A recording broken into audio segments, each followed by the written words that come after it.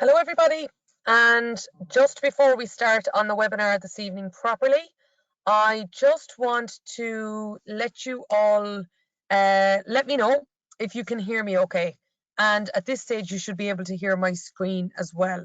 So what I'm just going to do is I just want to ask just if you could go into the questions pod. You'll see that at the top right hand corner. I see a range of you have already found that. Emer, thank you very much for letting me know that you can hear me. And there's a lot of other people here that is joining us right now, which is wonderful. Fiola, thank you. Fiacra, yep. Grace, thank you for saying you can hear and see me. Great stuff. Garode, Dominic, Louise, Roisin, Afric, Robert, Aideen, Aileen, sorry, Aiden, I should say, Ava, Kira, Matthew. All of you have said that the sound is good and that you can hear me. Aisling, I can hear. And thank you for your smiley face as well. Okay, great stuff. Glad to hear it. Glad to hear it indeed. Okay, well, what I'm going to do is, it's now 7 o'clock. I am going to start right on time, just because we've got an awful lot to do here. And a number of you have just sent in a message. Emer, you came in with it first, which is, can this be accessed at a later date? You'd like to share a class? 100%. Yes, indeed, you will be able to access this at a later date. And the reason for that is that I am just about to start recording this. Sorry, it is already recording. Apologies. Yeah, it's already recording. So I'm going to just process this afterwards, Emer. I'm also going to give you an summary article, like I've done for all of the other Edco lives, or all of the other articles along the way. There'll be a lot of resources in those as well. Anything that I refer to will be embedded in there. So absolutely, yeah. And of course, you can, of course, at any stage, to anybody who would like to, you can, of course, you can connect with me on social media as well. You can see my Twitter handle is right down there at the bottom right hand corner of your screen right now. So you can, of course, you can check in with me on social media at any time. At the end, I'll give you my Instagram, my Twitter, and also our Facebook page as well. So yep, so we are good to go. Okay, so first of all, you're all more than welcome this evening. My name is Susan HayesCulleton, and I am one of the authors of Positive Economics. I am delighted to be here with you this evening. The topics that we are going to talk about, of course, there's more than one now, are of huge impact in our short and long-term economy to a very, very large degree. I'm well aware that tonight I'm grateful to have a lot of students here, which is wonderful, but also we have teachers of Leaving Cert Economics. Also, anybody else who registered and who is here, you're really more than welcome. My focus is, of course, to take care of our teenagers tonight who are studying for the Leaving Cert, and I will be focusing on the stages at which they are at in the curriculum at the moment. But you're all really and truly more than welcome. And as I say, if you have any questions along the way, please do pop them into the questions pod. That's what it's there for. And I will answer as many as I can as we go along. So just a very brief background on any of you that I haven't met before. I'm not a teacher. I wrote the book with two teachers, Brian and Trudy, but I am a practicing economist, and I speak on stages around the world talking about matters to do with entrepreneurship, the financial markets, and economics. I also coordinate transition year work placements for companies, where we work with hundreds and thousands of teenagers every month in transition year. And also then I also created 17 Academy, which is a summer camp for teenagers focusing on careers, communication, confidence. I do a range of other things as well, but as I say, we've a lot more important stuff to do and to get into action.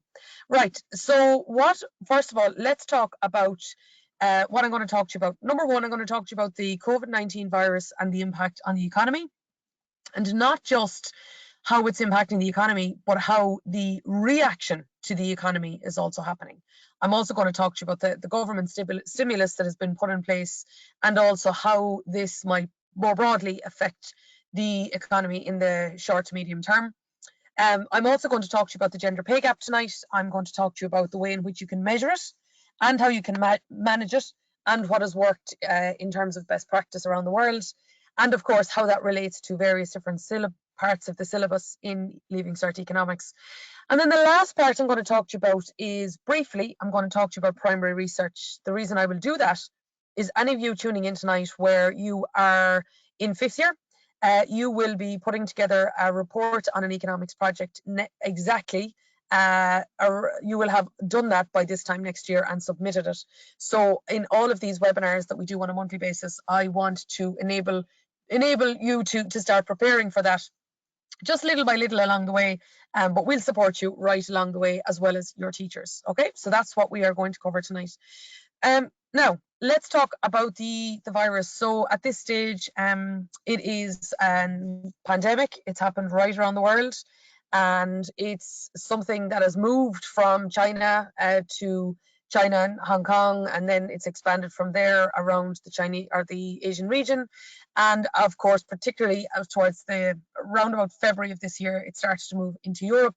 Europe is now the epicenter of it, and it's predicted that the US will be the epicenter shortly, as they now have in excess of 50,000 cases. We see an incredible amount of deaths in Spain and in Italy. I don't know if any of you have been watching, but the mortality rate in Spain versus Germany is absolutely striking. Last Friday, in both countries, there was around 20,000 cases. Now, it's changed a lot since then, but in Spain, last Friday, there was 20,700 cases, and then in Germany, there was 19,700. So broadly similar, okay, around the 20,000 mark. On that night, there was 1,044 deaths in Spain, 59 in Germany, 59. 5% of the number of deaths in Spain was what had happened in Germany. So the way in which different countries are handling this, I talked to people a lot in Hong Kong, so I had a preview into how this was affecting a lot of things, including the schools and including lifestyles and including the economy. So by the time now, of course, now that we're at the center of the storm, it's had an incredible effect, and of course the vast majority of it has been negative. So what I want to do is I first of all want to tell you a story, and I want to tell you about how and why this is having such a detrimental impact on the Irish economy, and that is all down to the velocity of money. So this is an economic concept that is completely at the root of why people say you should buy local, okay? So I just want to tell you this story, and then you'll see exactly why there is such an impact being had right around the economy. Okay, so let's say I am going to stay in a hotel tonight. Now imagine a hotel in the country is open, of course, which they're not at the moment. But anyway, let's say I was, and I walk into I'm going to walk into a B&B, and I say I'm going to stay there tonight. And then the B&B owner says, okay, that's fine, I can book you in. And then I'd say, well, you know what? I just want to look at the room. And he says, okay, look, can you put a €50 deposit down? And then from there, what I'll do is that I will, you can go and you can have a look at the room, right? So I'm and I'm not check in. I'm just going to take a look at the room. Now, while I'm gone, right, while I'm upstairs looking at the room, then the hotel owner or the B&B owner, what they do is they go across to the butcher and they say, listen, here's the €50 that I owed you from last week because I bought meat off you and I didn't get a chance to pay you. There it is. And the butcher says, thanks a million. And then the butcher goes over to the fruit and veg shop, and they say, here is the onions and or here's the money for the onions and all of the other things that we needed to put together our marinade from last week. And you sent us in the invoice, here's the money. And the fruit and veg shop says, wonderful. And then the fruit and veg shop goes to the restaurant, and then they say, well, we're going to take our staff out for lunch next week. Socially distant lunch next week. Here's the €50 in advance. And the restaurant says, great. And then the restaurant goes over to the hotel owner, and the hotel owner, they say to them, listen, my sister is going to be over here next week. Can I give you the €50 for the room? And they say, sure, that's fine, thank you. Then I come down the stairs and I said, you know what? I actually have just got a call. I have an urgent meeting in the morning in a different part of the country. I'm not going to stay. Can I have my €50 back? The hotel or the B&B owner gives me the money back, and that's the end of it. The thing is, though, same €50, but 4 people got paid. And this is the thing about money. This is how the economy works. It's not just about how much you spend. It's not just about that at all. It's about how quickly money moves. And that is what you've seen a collapse of in the past 2 weeks in Ireland. Is I can't, if I wanted to right now, I can't go for a coffee in a cafe. I can't go, I can't like myself, my husband, we can't go out for dinner because the restaurant isn't open. You might say, well, you know, you might say, well, we'll go up to Centre Parks in Longford and we'll spend a weekend there with the family. You can't do that now. You can't do, I go and get my hair done. You can't do that. So the velocity of money has slowed down, first of all, because so many businesses have closed down. And then, of course, the other thing is so many people have now lost their jobs or are at risk of doing so. This is why the COVID-19 virus is such an economic catastrophe, is because the velocity of money has stalled to it's now a shadow of where it used to be before. So this is the reason why, right? This is the reason why. Now, this is, and of course, I just want to mention what this has done to people, obviously from a health point of view, is very, very serious. And I also want to make the point that it's really, really, really, really difficult for people who are losing their jobs, losing their businesses, and so on. Like what I don't have time to get into, but I simply can't ignore it, is the emotional impact of this as well, whether it's social distance from loved ones, particularly on Mother's Day, or whether it is the impact on companies that have lost a lot of business or have to lay off staff. Is, you know, we can capture the numbers around that in terms of economic an economic conversation, but I really do want to acknowledge that it's incredible. So how has the government reacted? Well, what the government has done is it has looked at the way in which the average person in Ireland gets money in and spends money out, right? That's ultimately what they have sought to do. So if I was to take anybody listening to you tonight, right, so, let's say you're teachers. Teachers earn money, right? They get paid from the state, and then they take that money and then they spend it, and they'll spend it on a variety of different things, right? Some, just like I mentioned earlier, can spend it on what they used to, but you'll see that, right? Is that, of course, people will spend money on different things. However, due to the dramatic change in the velocity of money, now an awful lot of people who are in business can't afford to pay staff, or there's a huge amount of businesses, particularly in retail and in hospitality sectors, they can't operate their business because of social distance, and the government has said to them that you need to close temporarily. Now, saying temporarily to a business may not mean that it's temporary. In some cases, it could mean permanent. So therefore, how do they pay their staff? They can't, they have to leave them off, and so on. So what the government has done is it said, okay, here is how people spend their money. In other words, the key ways in which people spend money is, number one, a key part of the burden of expenditure in Ireland is on a mortgage. So that was why they negotiated a 3-month mortgage holiday. Now, this means that when you are paying your mortgage, you can go to your bank, and the bank have heard from tens of thousands of mortgage holders to say, okay, we can't pay our mortgage at the moment, or we're having difficulty paying our mortgage, or we may have difficulty.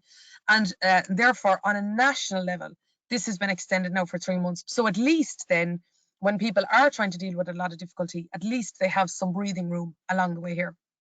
The next one is, of course, childcare. Now, this one, I have to say, and I particularly want to say to the students on this, you are witnessing what has happened in the past week, this week, like this, just the last 3 days, in my mind, is utterly historical. It is historical.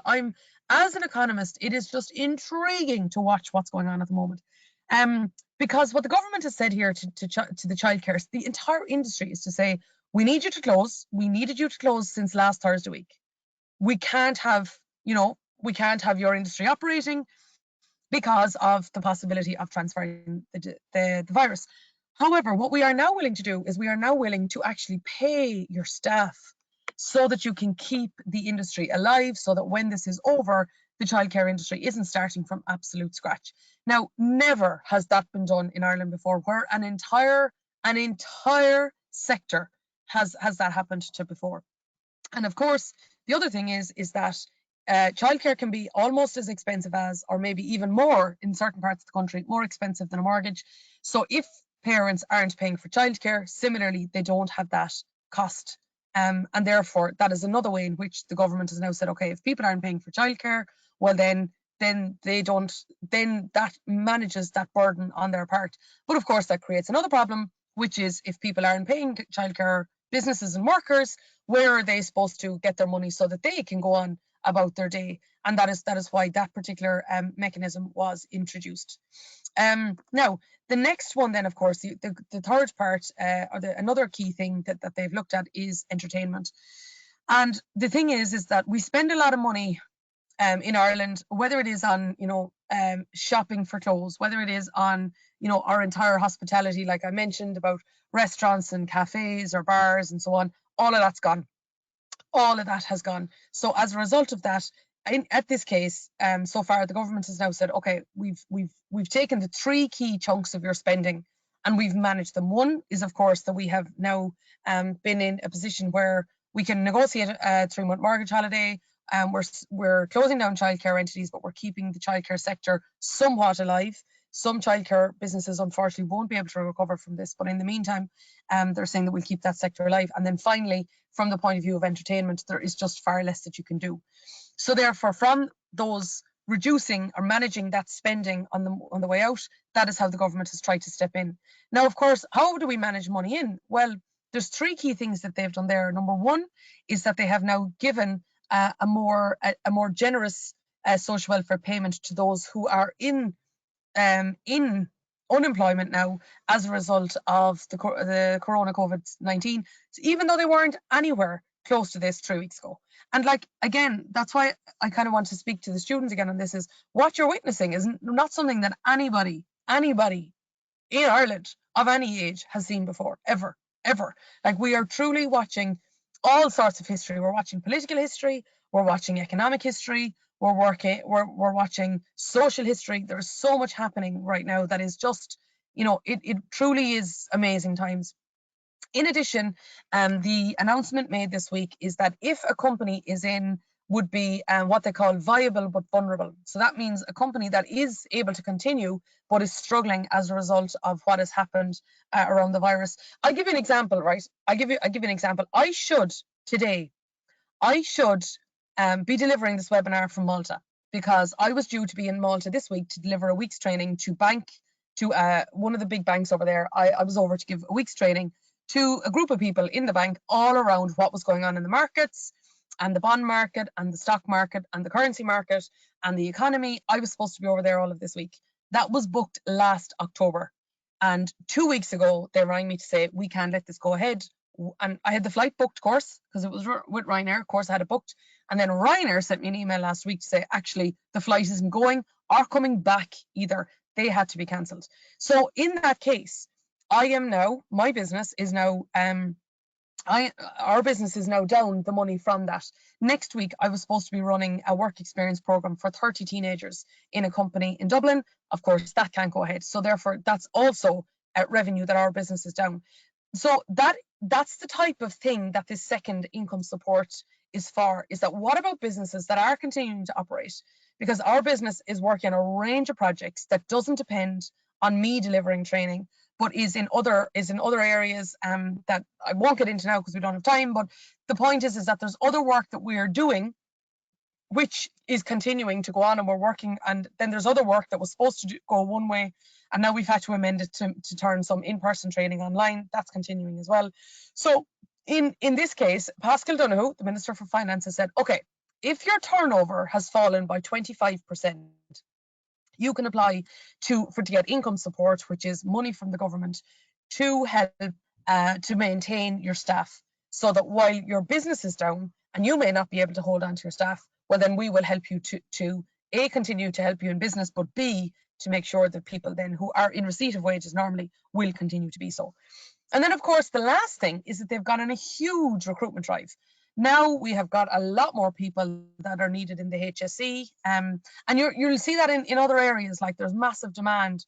I was in Medtronic, great company in Galway.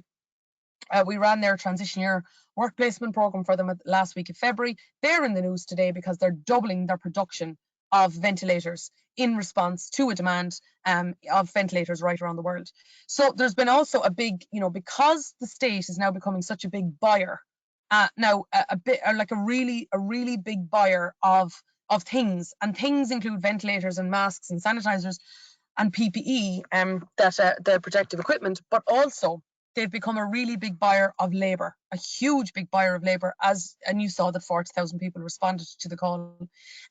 So all of these things are, and more, by the way. I could also talk about how they're now working with the private hospitals that have now to act as public hospitals.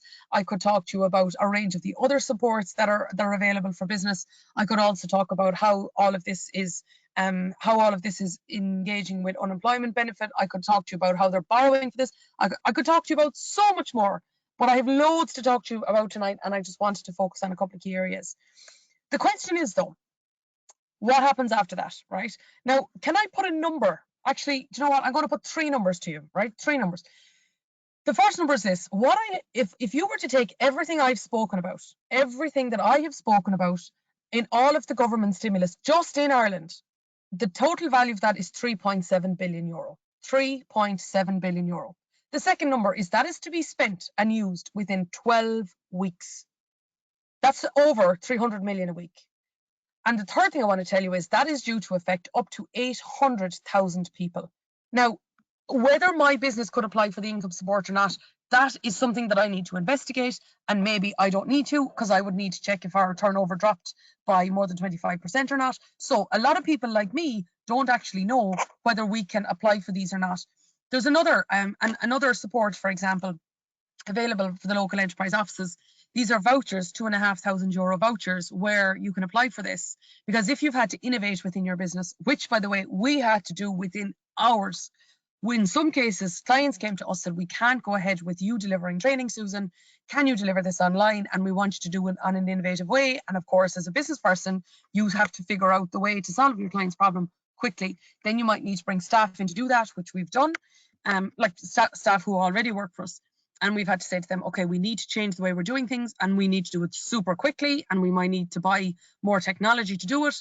So there's those vouchers available. So I looked into that the other day, and then I saw the details of this are going to be worked out shortly. So what I'm saying is, of all of the money and the supports that are available, some of these need to still logistically be worked through. But they're the 3 numbers: 3.7 billion, 800,000 people, 12 weeks. And what happens then? And we don't know. We don't know. The Department of Foreign Affairs, the Department of Business, Enterprise and Innovation, the Department of Finance, the Department of the Taoiseach are all trying to figure this out as they go. All of this has happened super quickly, and we are looking at making huge changes to all of their department and the way in which they serve people super quickly. So if you were to ask them, where are we going to be? Like, how is the virus going to be in Ireland in 12 weeks? How will it be around the world? If this affects America, to a much greater extent, let's say, than it has affected Europe so far. Like, Irish companies export the most of all countries in the world. We export the most into the US. I spoke to you about that in our last session last month when I spoke to you about exports. So how would that affect the European economy? How would that have a knock-on effect on us? It's all of those sorts of things. All of those are so far away. And all of you students here, you all know how long ago it was since you've been in school. I don't know whether some of you felt it's been a long time or short term, but it's actually only been 2 weeks. The thing is, so much has changed in the world in 2 weeks. So much has changed in 48 hours. Much of what I've talked to you about tonight so far has happened since Monday. So as a result, how can we predict where we're going to be in 12 weeks and what the supports will be afterwards? It's too hard for anyone. The next thing as well that we also need to be considered is, what will we be dealing with at that stage? What will we be dealing with? What about, how many people will have the virus? How will the health service have changed? Where will schools be? What's going to happen with the Leaving Cert? At the moment, of course, your Minister Joe McHugh has said that the written Leaving Cert is going ahead. Where will we be in terms of how many businesses will have been sustained? We have no idea. We have no idea what we'll be dealing with. But what I will say, and this is the last thing I'm going to mention about the virus, and then we'll move on to the gender pay gap, is there's been a massive social experiment. Now, a massive social experiment in remote working. There are businesses with tens of thousands of staff who weren't working from home 3 weeks ago that are now working from home and only working from home and will be working from home until they're given further notice. A month ago, that would have been just impossible because the company said, they may have said, well, we don't have the infrastructure, we don't have the processes, and we don't have this and we don't have that. So now we have everything. Right now I can tell you this from experience. I am spending my days right now on Zoom, on Skype, on WhatsApp video, on Microsoft Teams, on Skype for Business, go to webinar like we're here tonight. Last week I gave a guest lecture to a university in Germany on Zoom. On that evening, I did an interview with somebody who was in San Diego. He interviewed me actually about active peer learning. Both of those were due to happen in person. Neither of those did. They all had to happen on Zoom. So what I will say is I will be intrigued, particularly, and I just want to talk to the students on this for a moment, is you guys, this is where you're going to really feel the difference, is that you may have assumed that you'll work in an office in the future.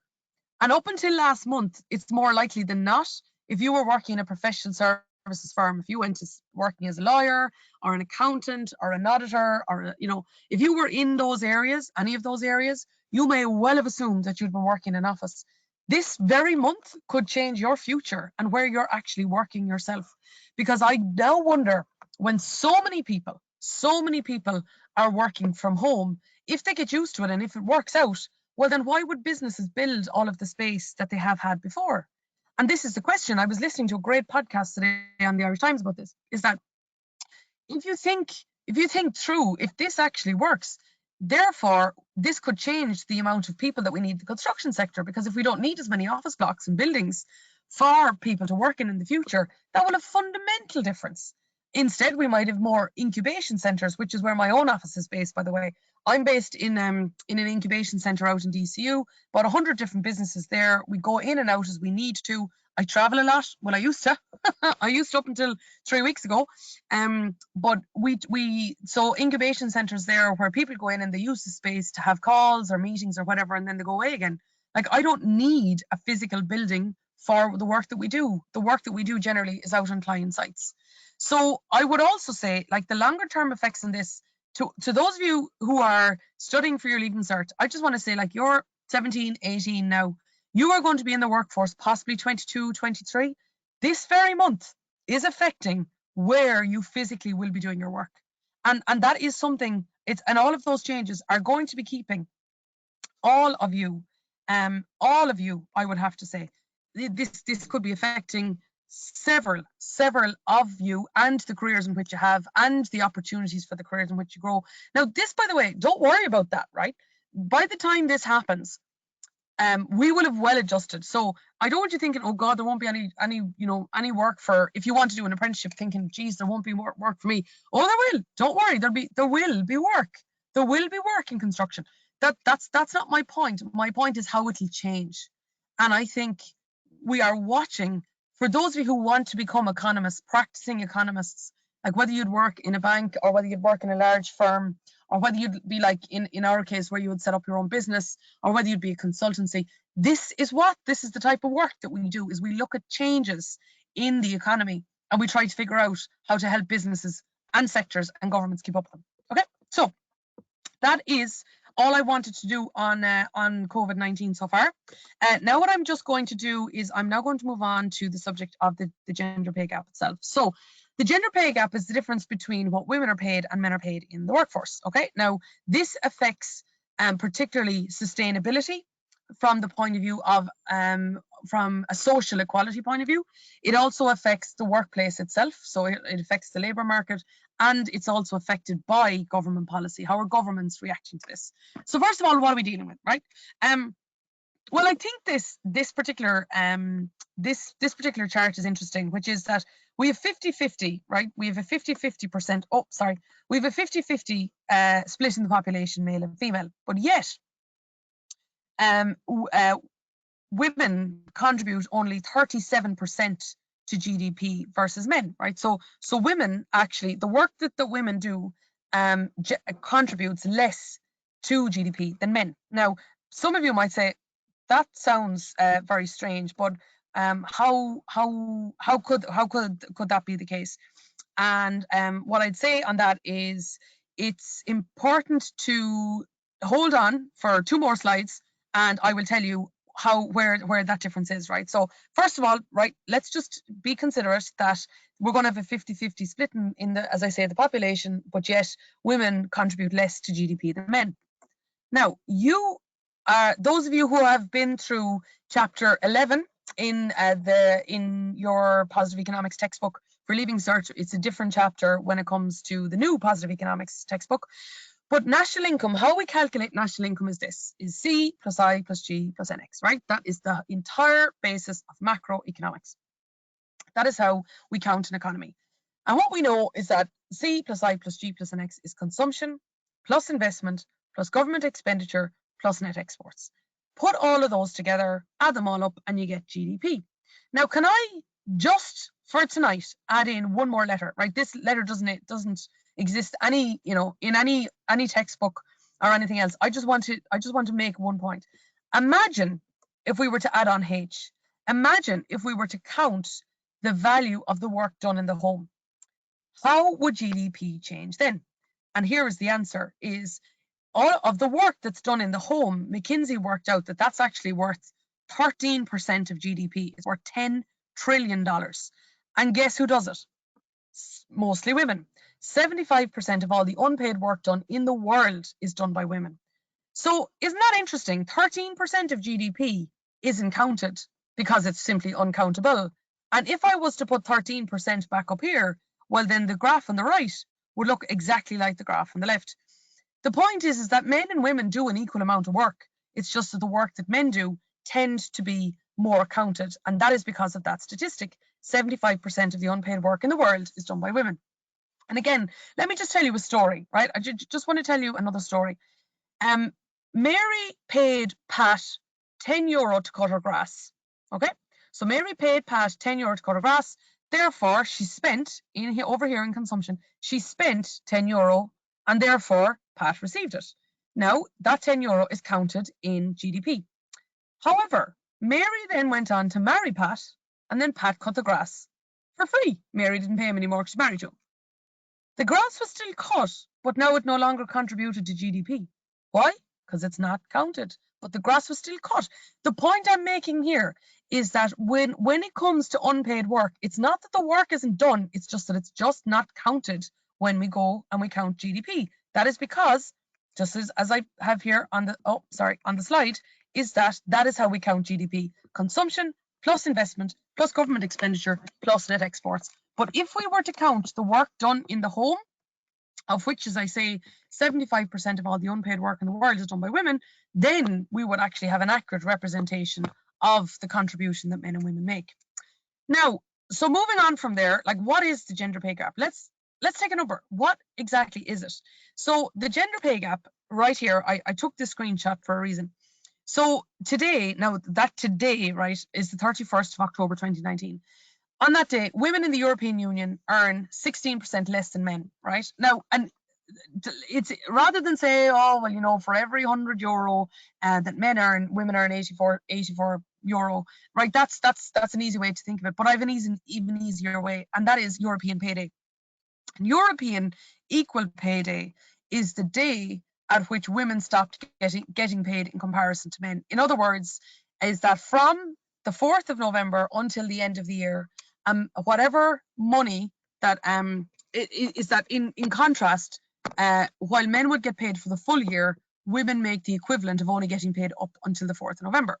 So that is the gender pay gap, right? That is the gender pay gap. But let's analyze that. So what exactly are we talking about, though? When we say equal pay, what are we talking about? Well, here's what we're talking about.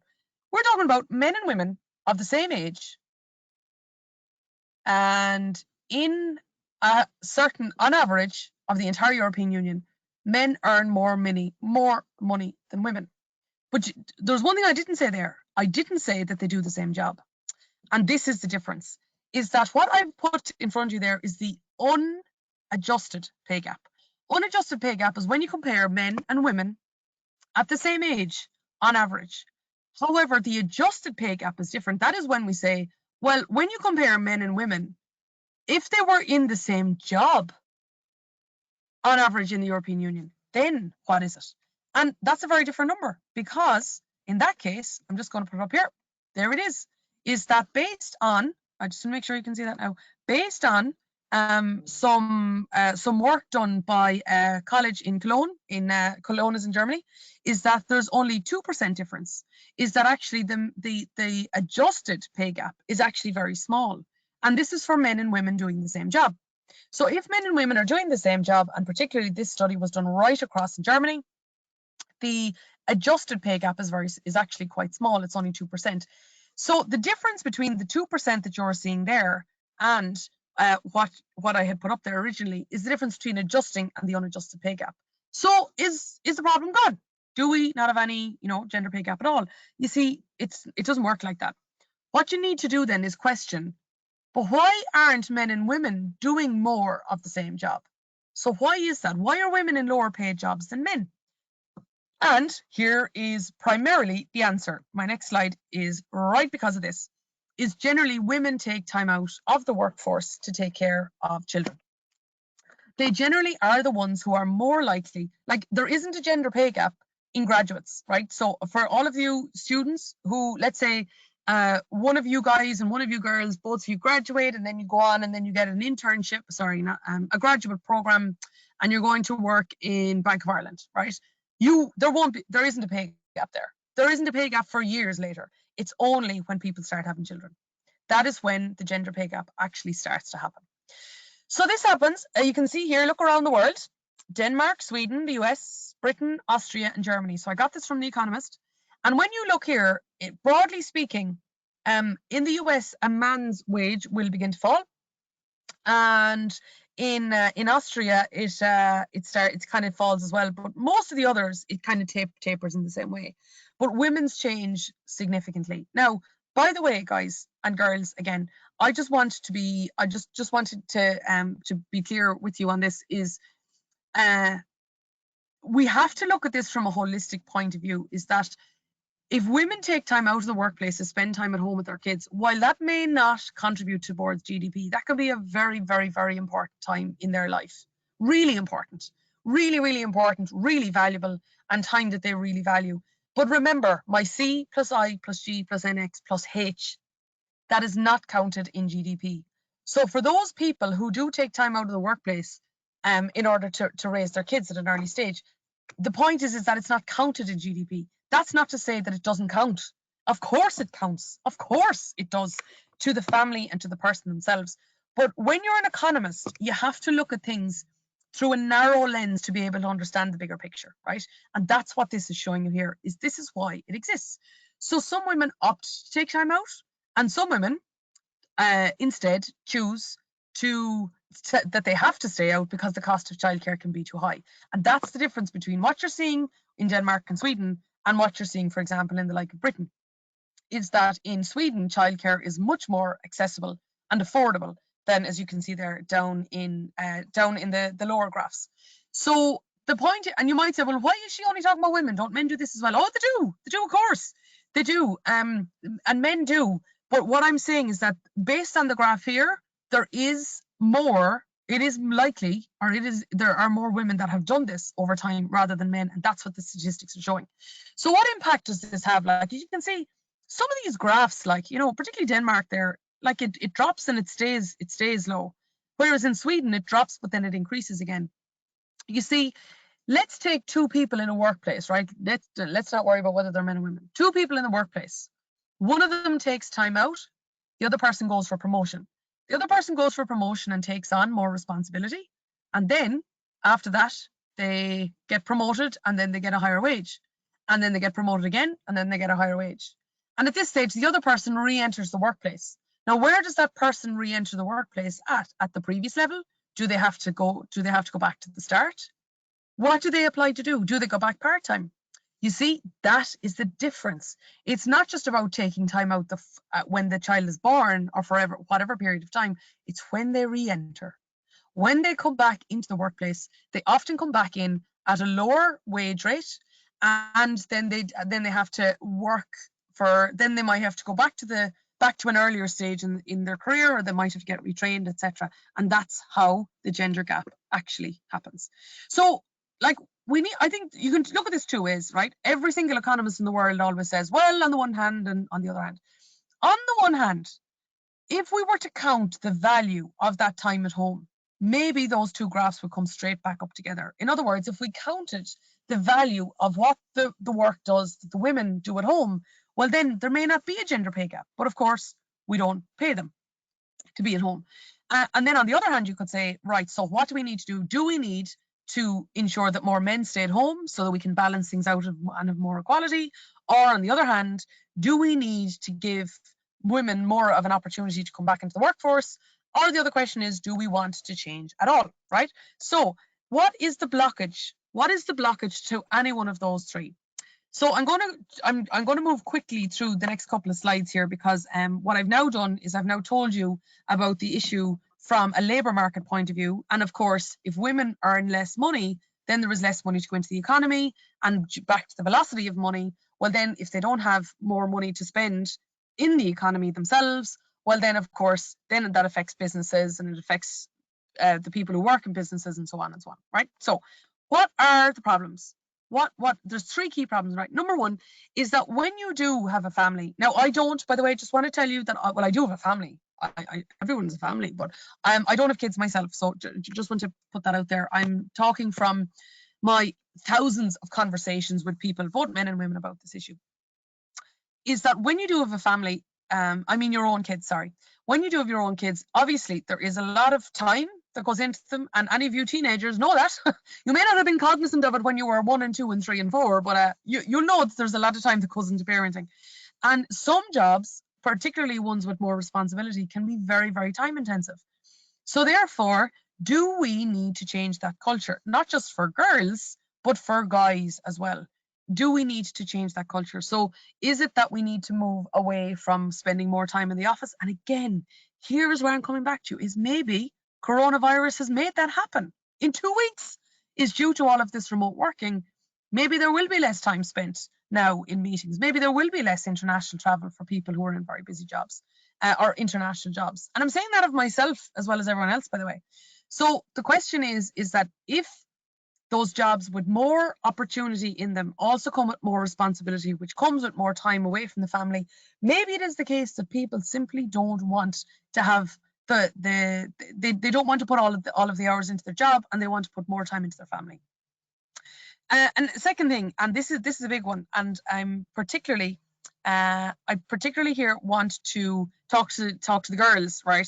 All of you, whether you're students or teachers or parents or anything, right?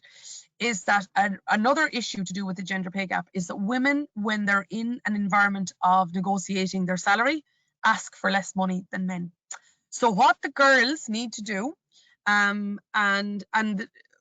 ultimately what we need to do, is to build confidence in our female population. And I'm saying that globally. We need to build confidence in our female population to ask for more money from their employer, or like in my own case, if you're in business, that you are making sure that when you're pricing your goods and your services, that you're asking for what it's worth as opposed to a lower amount. So, because you see, if a woman asks for less money than a man when they're negotiating a salary, she can be creating a gender pay gap. And if the employer says yes to both of them, well, then she has created the gender pay gap because she didn't simply ask for as much. And you might say, oh, Susan, come on now. Like, how am I supposed to know what anyone else is asking for? What I would say to you is that you need to look at the recruitment company salary guides. That's where you'll find them. There's loads and loads and loads of them. Recruitment companies are very good at producing a lot of research around what sort of salary that you can expect for a certain profession or for a certain occupation with a certain amount of experience and so on like that. So it's not that you have to pluck some figure out of the air and hope for the best. There's plenty of information out there, loads and loads of it. All you need to do is Google recruitment company salary guides and you'll find them. Okay, so but collectively, women need to build more confidence and build more support for each other along that way.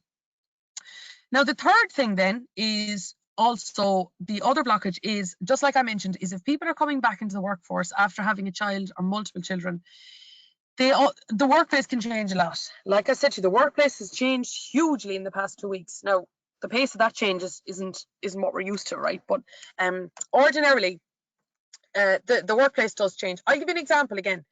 When during my first summer in college, so those of you who are going to university next year, you'll have your summers off, and some of you will decide to travel, and some of you will decide to get a job at home, and some of you will decide to do nothing, and you do different things. But in my case, I went off to Edinburgh for a summer of 2005. I started college in 2004 in Galway, NUI Galway.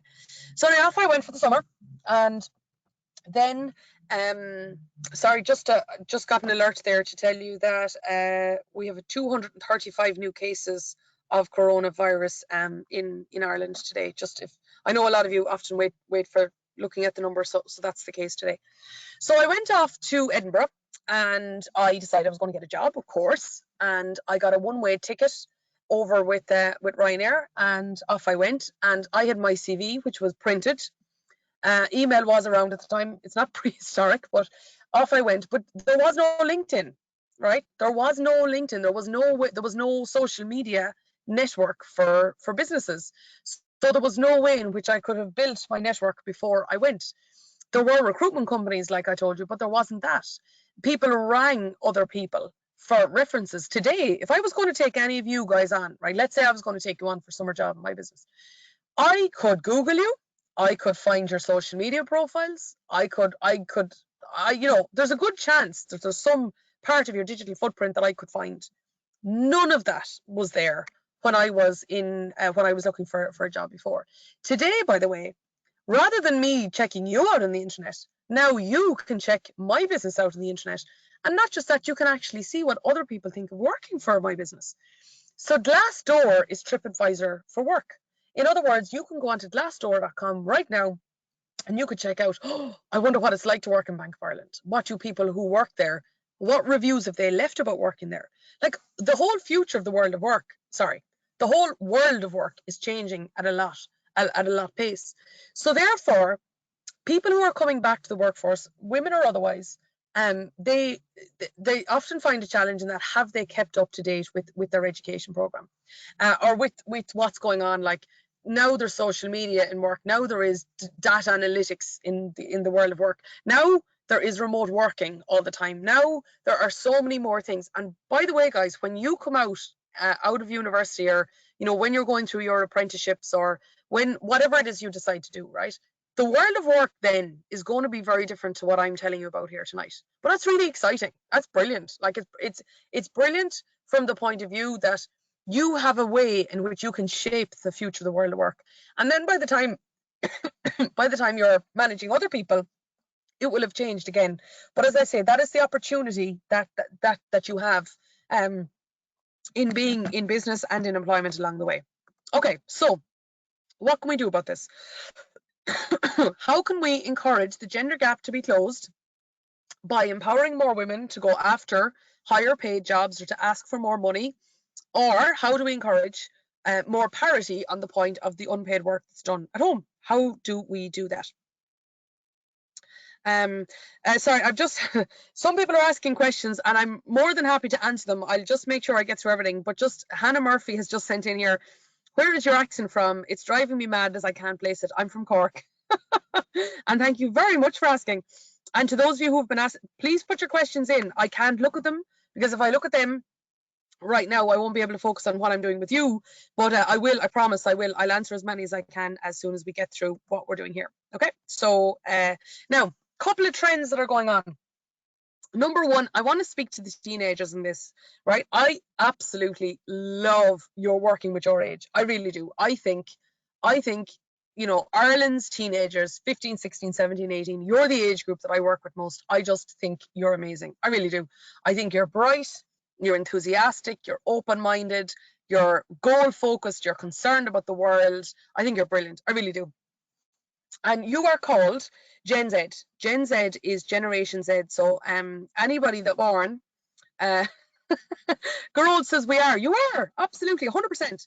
And Lisa says, brilliant, love your webinar. Delighted to hear it, Lisa. I'm going to stop looking there now again, because otherwise I keep talking to you for the night. But I really do think that Gen Z are amazing. I truly do. And by the way, I'm not just saying that because I've worked with one or two teenagers. I've worked with thousands of you over 6 years. So I've lots and lots of evidence. So Gen Z is anyone born after 1995. That is what Gen Z is.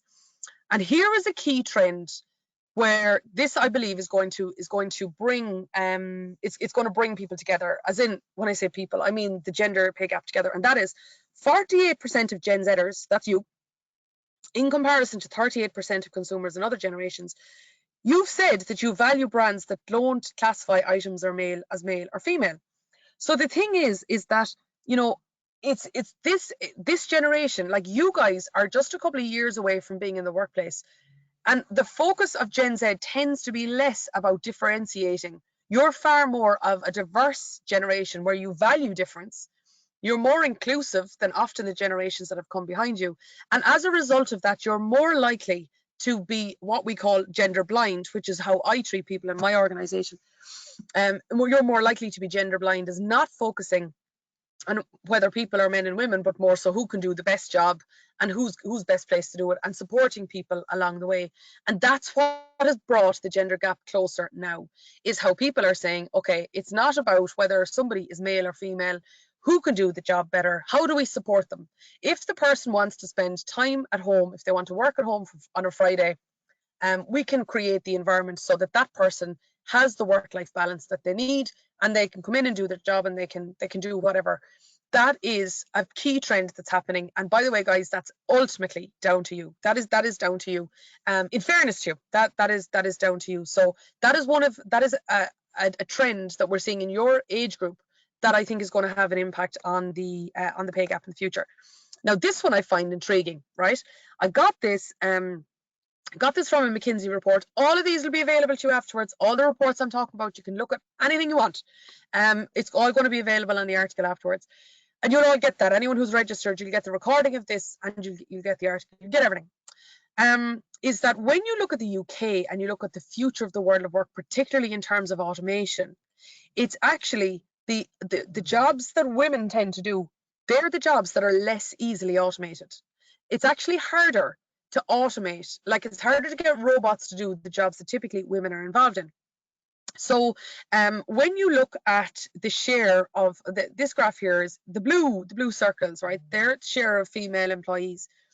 And you can see there in those, that is where there are more female focused industries. So where you generally see more women working in them for whatever reason, you know, there's not necessarily a reason why that's happened, but let's just say generally you'll find there are more women who are care workers, primary and nursery teachers, medical practitioners, etc. It's harder to automate their job. It is actually. Whereas on the other hand, if you move way out there to the right, go way out there to the right, that is where the work that's on the right is more likely to be competed against by a robot, like bookkeeping, like payroll, like large goods vehicle drivers. Like that's my dad. My dad delivers goods in a truck. He was at work today. I saw him there before I came out to do the webinar with you. Dad's job is quite likely to be like when we introduced the driverless car. I've been in one, by the way. I was in one a couple of weeks ago. Well, no, it's a good bit ago now, but I was in one. I was in a Tesla. My friend who lives in San Diego, she brought me for a drive where the car drove itself. Like Dad's job, if he's retiring in a while, but Dad's job would very much be up for grabs there, because if the car can drive itself, you don't need Dad to do it. You don't need Dad to be driving all over Cork. That's for you, Hannah. You don't need Dad to drive all over Cork delivering things. You don't. It'll do it himself. Like the car will go itself. So the thing is that, and there is an awful lot more men who are drivers rather than women, for example. So the thing is that this will also drive the gender pay gap. Is if Dad was younger, right? If he wasn't going to be retiring, Dad would have to be trying to figure out how to retrain himself or how to do a different job in time to come. Now, not today or tomorrow, but in time to come, Dad would have to figure out, okay, like if the job of driving isn't going to be there in 10 years or 20 years, I don't know how long away, what do I need to do now in order to upskill myself so that I can do a job in a different area? Women are less likely to have that challenge. And again, I don't want you sitting here tonight worrying about, is something I'm going to study for in college going to be gone by the time I leave it? Believe you me, there's enough of us out here in the workplace trying to reinvent it and bring you along with us to make sure that we'll take care of you, as long as you're open-minded enough to move with the flow. When I was in college, there was no courses in entrepreneurship. There was no courses in data analytics. There was no courses in journalism related to online content. Now, those three areas are among the highest paid and the most in demand. So don't worry, right? There's no need to worry about, will my job in the future be consumed by a robot? That's I'll tell you about this, right? I'll tell you one tiny thing about this. I think it was about 150 years ago, women were marching in the streets of New York because they were striking against the idea of a washing machine being introduced into houses, because how now would all of the people who were chambermaids before, where would they find work today? Ironically, the washing machine was what liberated them from doing those jobs, where therefore they could go and get trained to do other ones. Same with you. So, and I work with a lot of companies around the future of the world of work. Don't worry about that. You focus on doing the best you can in your Leaving Cert. You focus on the best you can in terms of developing your social skills and your, playing in teams. And I know obviously you can't play in any team now for the moment, but develop yourself to the best of your ability, and the market, and just go with the people who are willing to help you along the way in terms of how to upskill yourself in line with the market and how it will be employing people in the future. And that's the way to do it. But and that doesn't stop, by the way, when you leave school. I have to do that all the time too. Another thing that matters is this, and I now want to talk to the guys, right? Because here's what you've told me. Here is what you have told me for sure, and that is that the guys that I find today, that, and particularly it's Gen Z, is that guys today want to spend more time with their kids. Guys today want to spend more time at home. Is that you too actually want to balance the household and managing the household? And that, by the way, has been implemented now, again, without any notice. And that is what remote working has done to a lot of people. I had a call last week with a guy, and I was interviewing him. I was interviewing him for a book that I'm writing. And he said, I'm sorry, I can't talk to you until 11 o'clock. I'm taking care of our daughter until lunchtime because my wife has to work. And then I'm going to work on my work after that. And then she'll take care of our daughter. Like, that type of equal type of parenting is probably more likely to come from a demand point of view as well. That is, and I took this from the House of Commons, Women and Equalities Committee, that this is the research from fathers in the workplace, is that more fathers want to have more time with their kids as well. So now some of you might disagree with that. That's fair enough.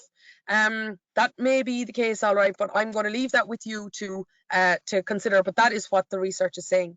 So what can we do? There's a couple of things we can do. One of them is ask more companies to publish their gender pay gap details, so that then it becomes clear what they need to do, and that publication also make sure that what we do is that we invite more people, more companies, to share what their statistics are around the gender pay gap and to work harder at closing it. So this is one I took from PwC, PwC Ireland.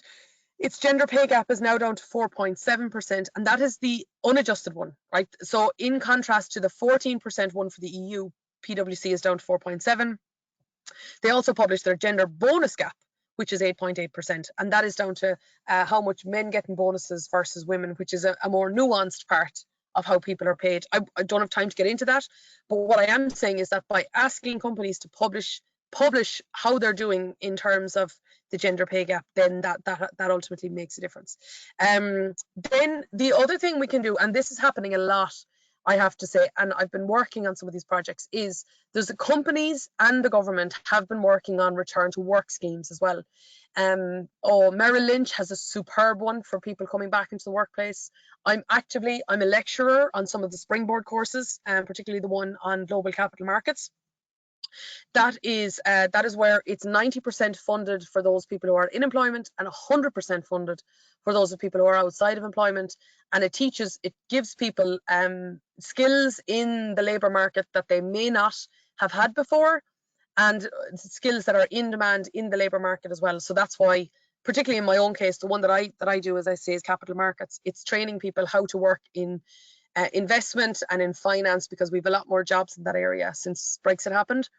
And that's 100% funded for people who want to apply. And there's a job readiness module, which helps people with interview skills and all of their CVs and so on.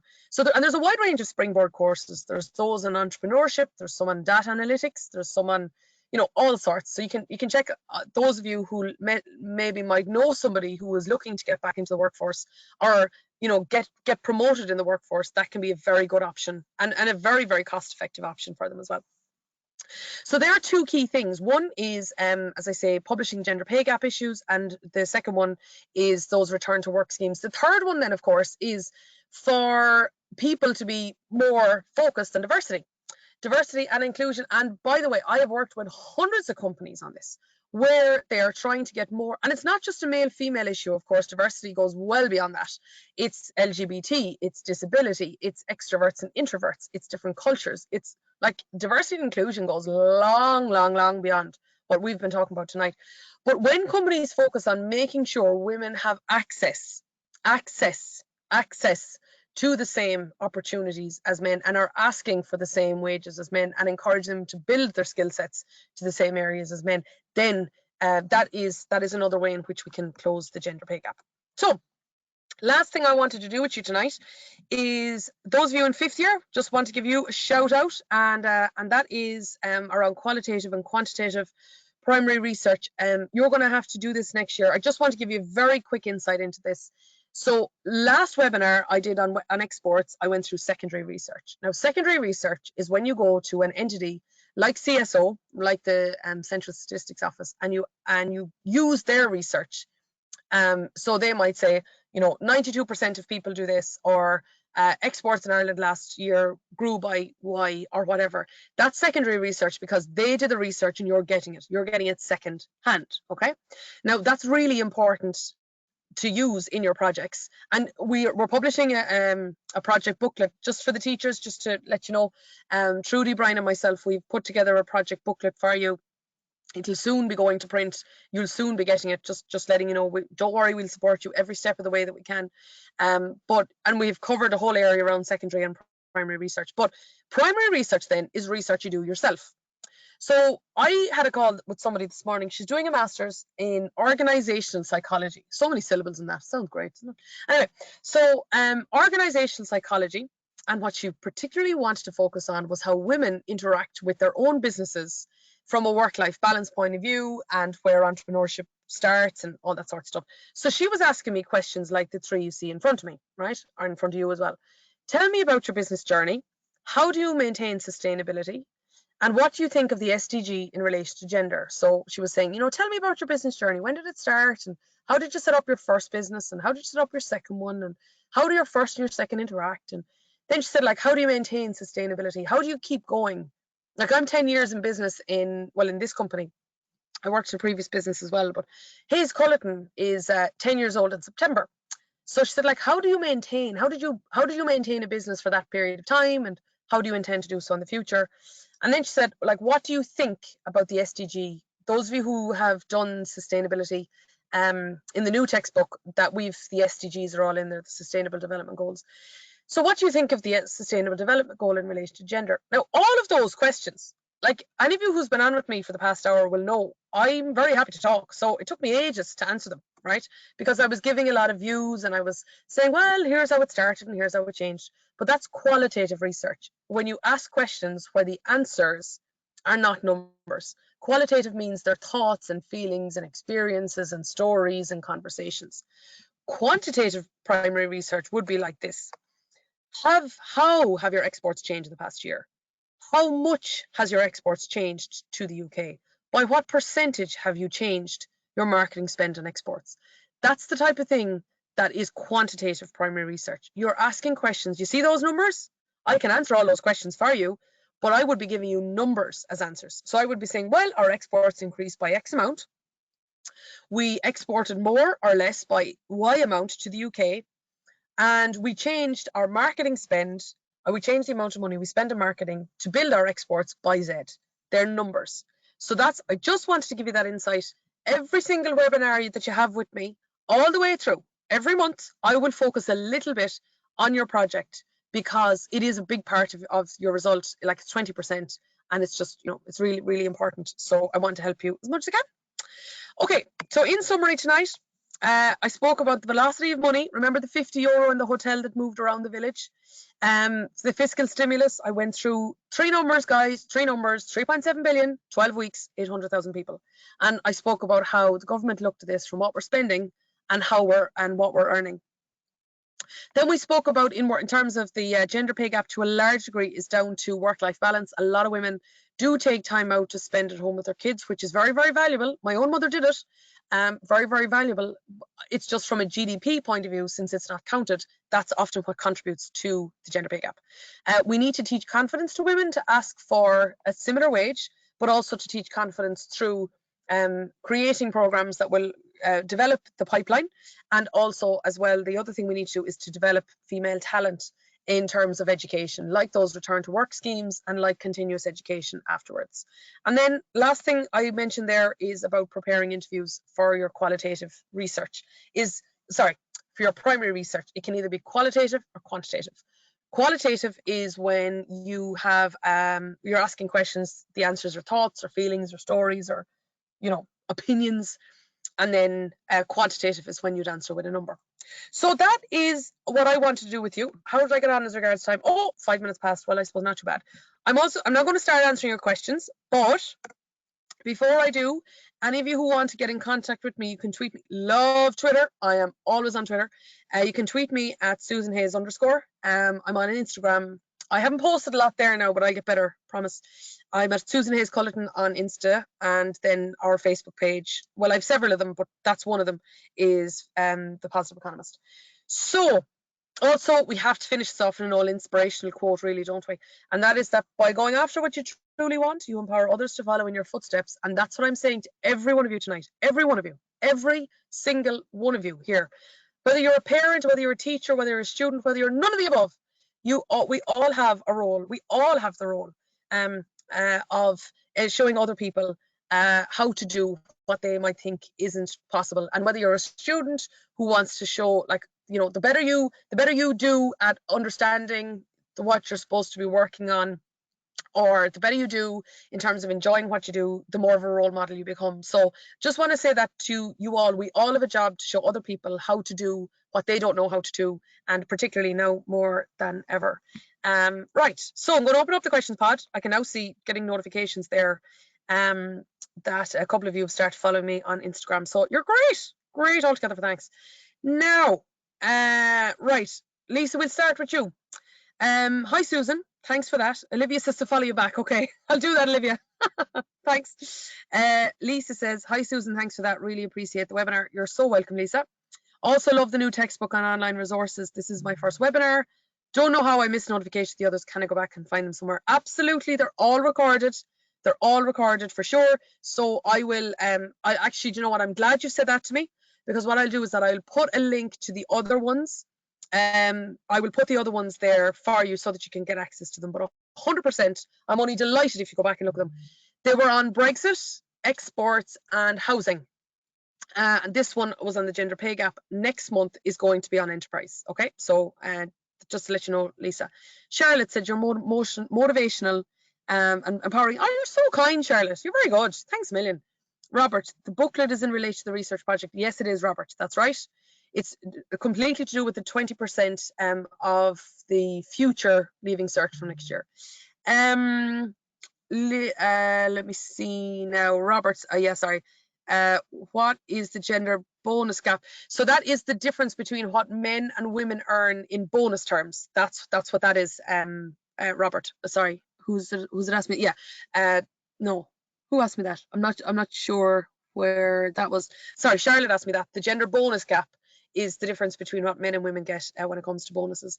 Robert says, when will it become available? Robert, we thought we would have it out in the next, in the next couple of weeks, but due to obviously, and the reps would have been bringing you to the sorry, not the hospital, God, to the schools, but we're working that as fast as we possibly can. Olivia tells me I'm the ultimate economics queen. You're very good. Ben says, what will be topical on the economics exam? I haven't a clue, Ben. I haven't a notion what's going to be on the exam. I don't in any way, shape or form interact with those people who set it for very obvious reasons, because of course it would be a conflict of interest. Rachel wants to use her high five she wants to give me a high five invisibly. Right back at you, Rachel. Emma said, do I think COVID-19 will somehow be in the project? I don't know, Emma. It could well, but you know what? I don't know. But the great thing about the project is that you will get the topics in relation to the project. They will be published, so you will know about them. You will know about them, and I will help you every single month to help you prepare for that project. Okay, so you won't be on your own. You've got your teachers, you've got each other, and you've got me. Okay, Jamie, very, very interesting webinar. You're very good, Jamie. Thank you for saying that. Who else? Daniel says, do you think the effects of remote working could be a likely topical question for this year's Leaving Cert? How would you go about answering something like that in terms of your points to make? I don't know. Again, Daniel, as regards this year's Leaving Cert, I don't know, but I will say this, that I think if I was answering a question to do with it, I would be saying that the effects of remote working would decrease the amount of building required. It would change the amount of traffic that's on the road, because of course people wouldn't be traveling there. So therefore that would also mean that there would be less need for the government to invest in, let's say, road infrastructure. Thirdly, there would be a dramatic requirement for better broadband. And I'm noticing that myself. Like, I'm down here, I came down here to Cork to spend time with mum and dad while I should have been in Malta, like I told you. But I'm down here in Cork at the moment, down here in mum and dad's house, and like the internet is, far from wonderful. So therefore I've had to go, and to give you this webinar where I knew I could rely, I needed to go somewhere else. So like, that's not sustainable. If I wanted to move back home and work from here, like you just couldn't do it with the internet that's here. Think about that on a massive, 2 million in the workplace type of environment. You'd need a big increase in that. Number 4, there would be a change in the nature of jobs. There really would, there would, because there would also be, there would be more focus around, I'm finding now companies are coming to us asking us to deliver online learning. They're now companies like Zoom and Teams, Microsoft Teams and Skype, well, Skype is owned by Microsoft as well, but the like of those companies are now getting a dramatic increase in business. So that would change. And the last thing, I just want to mention this as well, if I was answering the question, is you would see a big change in urban rural life, because Dublin, I can tell you, I live in Dublin. And there's been a dramatic decrease in the number of people in it on a daily basis, because why do they have to be there if they're working from home? They're not. So you would actually see more rural services required. That's how I'd answer it. I'd love to answer it, in fact. But do I think it'll be on the exam? I haven't a clue. Quiva, thanks so much. The lecture was really interesting and helpful. More than welcome, Quiva. Hannah says, thanks for the lesson and up Cork boy. Absolutely, Hannah. Robert said, would that booklet be available for the end of the school year? I really do hope so, Robert. We will make sure that it is. Olivia wants to say, let me see. Olivia says, me and you travel by road. Do you think they'll cancel Leaving Cert? I don't know, Olivia. I really don't. I'm not in contact with the Department of Education, so I wouldn't be able to answer that question for you. And I know you're asking me, do I think? I really don't know. And do you know what? It would be impossible to guess at this stage how long the schools will be out or anything. So I really and truly, I don't know. Sean Walsh says, remote working works minus kids in the house. I'll take your word for it, Sean. Fair enough. I'll take your word for it. If I go back up further, Lucas has a question for me. Dear Susan, you talked about women leaving the workforce due to having children and the struggle when they go back to work. Do you believe that women should keep their position in relation to pay, promotions, workload, etc., even though they've left the workforce for the average of 10 months? Does this not discourage workers who have been in work every day grafting for promotions while the woman who left the workforce for 10 months? It's a valid point, Lucas. It's a valid point you make. And this is the reality of the situation, is the woman who leaves the workplace, right? And I know we're saying a woman now, it's not always a woman, right? But in the context of the figures, it generally tends to be. Is it fair that that person would return to work on the same everything, like you say, pay, promotions, etc.? It's not fair. No, it's not fair. You're right about that. The question is that how do we create an environment where when that woman goes back to work, she can go back at the same level through being able to do the same job? Is that through education during the way? Is that through training along the way? Is it through the company maintaining a relationship with the woman while she's out? Now, some of you, by the way, here tonight are mothers, and you'll say to me, sure, that's completely infeasible. When you're trying to manage kids and you're trying to sleep or to stay awake or whatever you're trying to do, the last thing you want to be trying to do is trying to tune into a conference call at the same time. My point isn't what's ultimately practical. My point is asking the question, and this is what the gender pay gap, people who really work on this all the time have to answer, take your question very seriously, of course they do, and say, how do we create an environment where, like Lucas, I don't have kids. So therefore, as you say, like if I was in an environment like that, and if I was getting promotions and so on like that, would it be fair? Fairness is one question we need to ask, yeah, but also how do we make it fair? How do we level the playing ground? How do we do that? And that is the job of economists and policymakers and businesses and workers to have as a conversation. But you make a good point. You do for sure. So who else now? Cody. Great question, Cody. As a student, how can I balance schoolwork, part-time job, and playing rugby? Love the seminar so far.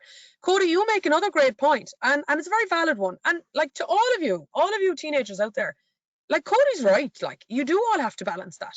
And it's important that you're not just studying. And by the way, it's also important that you are. So, you know, and Cody, I ask myself that question all the time. How do you balance? I'll give you 3 things, right? One is ensure that you have enough time for all, but give them the value, give them the time that they deserve, right? Not the time you'd like to give them, but that they deserve. Your schoolwork does deserve time. And I know it's a challenge at the moment with not being in school. I know that, but it does deserve it. Your part-time job, obviously, from the point of view of your employer, I know that you have to probably be there or something, I don't know what it is. And playing rugby, obviously, I know your coach wants you to do whatever you need to do as well, but balance it according to what's going to be important in the medium term for you. And really, that's probably school first. And I don't know where the job and rugby come after that. So that's the first thing, is give them the time that they deserve in the order that it'll ultimately make a difference to you. The second thing I would say is make sure that when you're spending time on one, you're not thinking about the other, right? So when you're like working on your schoolwork, rather than thinking, I should be, you know, thinking about rugby or whatever, just learn, that's called mindfulness. Just learn how to focus on what you're doing at the time, right? Just learn. I've learned it because I have to, like when you're taking care of clients and taking care of staff and taking care of yourself, and then, you know, being home with mom and dad, like I say, then from time to time as well, like, you know, you just have to learn how to be in the now. So that's how you can balance it. And then the third thing I would say is that appreciate that it's not always easy. And it's not always easy to do everything. And if you find, oh God, I'm always worn out, or maybe it is that you feel guilty because you're not studying enough and you're doing too much work or whatever, talk to whoever's involved and say to them, ask them the question that you've asked me, okay? And just ask them to help you out. You don't have to do this on your own. Same I would say to any of you. Same I would say to any single one of you. I mean it, any single one of you. Teachers, parents, the lot. I would say the same for you, is give things the time they deserve. Learn how to be mindful. That's been my secret weapon. And thirdly is voice. If you're feeling that it's difficult to balance everything, tell people. I've had to tell my staff. I've had to tell clients even sometimes, to say, okay, you know, look, I'm not going to be able to get something done by Thursday. It's now Monday. I'm just giving you time in advance to know I need an extension on this because there's been an awful lot of demands in this job, and I want to do a great job for you. So I could get a bad job done by Thursday or a really good one done by Monday, and I think you'd like a really good one. That's what I'd say, Cody. Excellent question. Daniel, will the citizens of Ireland have to suffer a huge burden of tax because of all of the money going out to the economy government? I know this is very unknown, but I'd love to hear your opinion. Thank you. Sorry, Daniela. Apologies. Daniela, excellent question. Excellent question. Right. Like Dad asked me that the other night when he came in. He's like, where are we getting all this money? Some of it was there in terms of the government, like cash pile. Some of it is actually from the point of view of the multiplier. I don't know, Daniela, if you've already done this, right? But the multiplier is a Keynesian thought process. It's in the syllabus. And we talk about the marginal propensity to consume. If people are not spending money, if they're not spending money, well, then it can't have the knock-on effect of going to different businesses, and then it can't be passed on to staff, and then, you know, and on and on and on again.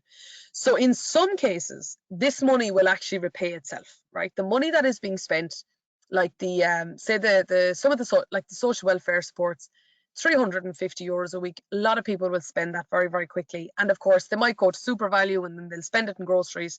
Then it'll circulate around and around and around in the economy. So what I would say there is it's it's well, like it's going to repay itself through the multiplier, right? And I don't quite, I'm not quite sure. Well, I know I don't have the time tonight to get into how the multiplier works, so I don't know if you know about it or not, but it's well worth looking into from how that would happen. And then other ways the company can borrow, or sorry, the country can borrow. We can borrow money on the international markets. That's called borrowing on the bond market, and our cost of borrowing is very low, and that's driven from a variety of things, including monetary policy. Again, something I didn't get time to get into tonight.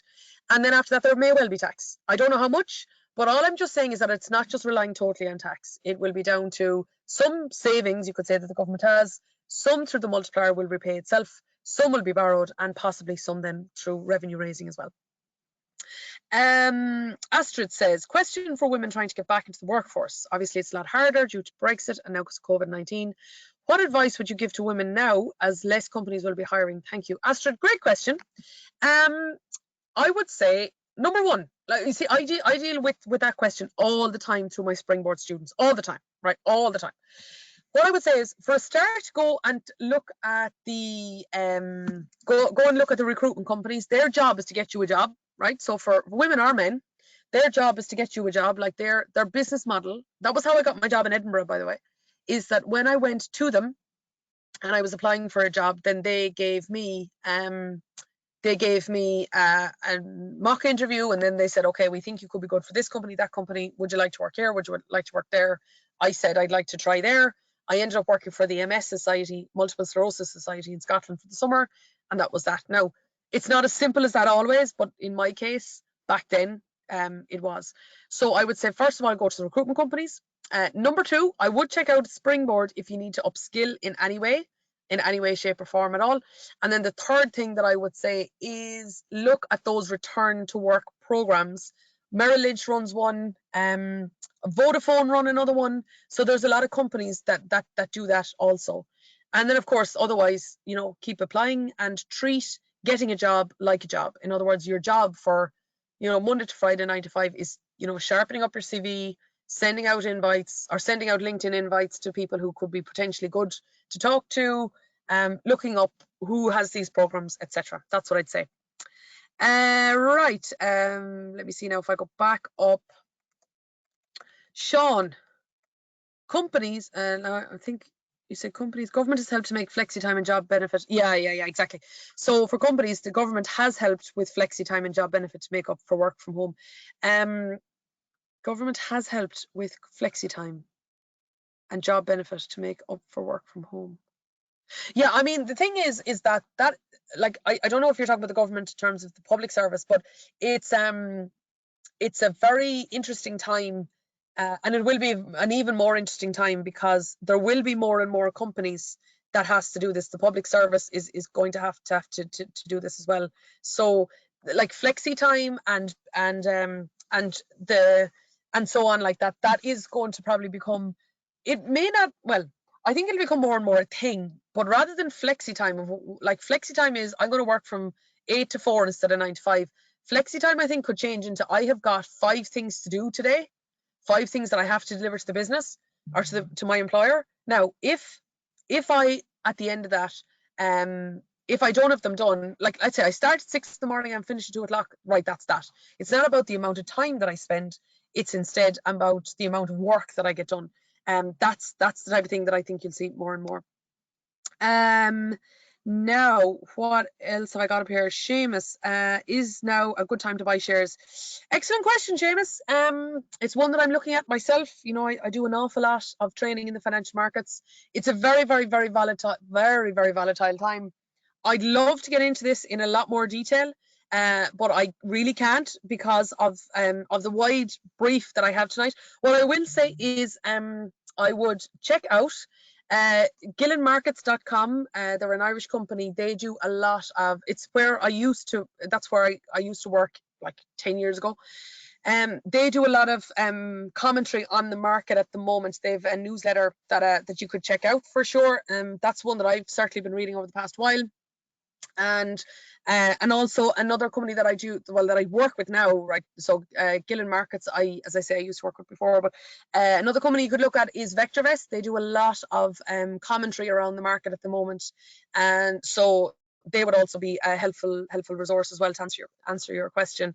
But I couldn't just give you a straightforward answer. Do I think could I give any advice on buying shares at the moment? It would be too broad to do that. Okay, I'm going to wrap up here now, but I just want to answer any last questions. Love the webinar. What is the link to the previous ones? Positiveeconomics.ie, by the way, Emma, that's where you can get it. But I'd put that link on to the follow-up email. Jamie said, if the adjusted pay gap is only 2%, then what is the modern feminist movement trying to achieve in terms of the pay gap? Jamie, good question. The point is just because that the adjusted pay gap is now only 2% doesn't mean that, as you call them, the modern feminist is happy with the access or the feeling that women have as regards going for the jobs that I'm mentioning in terms of the higher pay or in terms of the 75% of unpaid work in the world done by women. So while the adjusted pay gap may be very narrow, we still have opportunities to close the unadjusted one. Roisin, do you think that if women could work at home while looking after children, that the ability to work more while having children could help them retain their status in the workplace, thereby reducing the gap? Yeah, it's a good question, Roisin. That comes down to demand and supply. Typical economics answer is, will the workplace provide the infrastructure to enable that to happen? And does the woman want to do that? And when you answer both yes, then the answer is, of course, yes, it would help to reduce the pay gap. And like we have one staff member, she's a mother of 2 children. She's absolutely brilliant. We love her. So when we took her on first, her kids were younger than they are now. And she works remotely, always has. She does the homework with the kids in the evening. She doesn't work at all while homework time is going on, but she works other times of the day, and we all live happily ever after. So yeah, for sure.